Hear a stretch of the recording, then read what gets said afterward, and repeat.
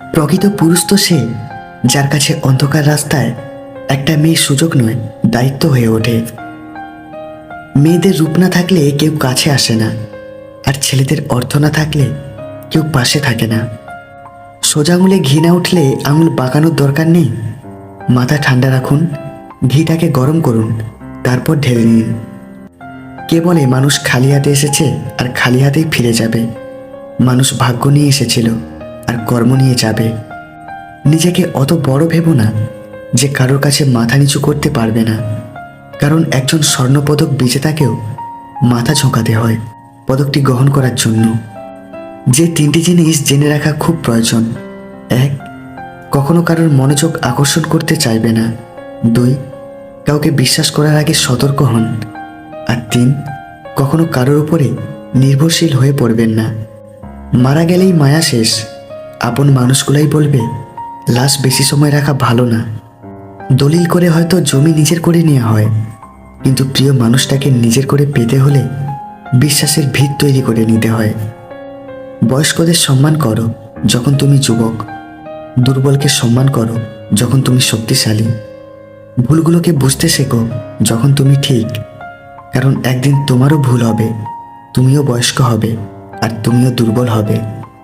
কান্নায় লজ্জার কিছু নেই। যে কাঁদতে জানে সে অনেক বেশি ভালোবাসতেও জানে।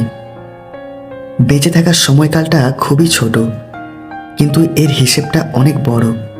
আপন কাউকে চোখের সামনে হঠাৎ করে পর হতে দেখা কত যে কষ্টের, যে দেখেছে সেই জানে।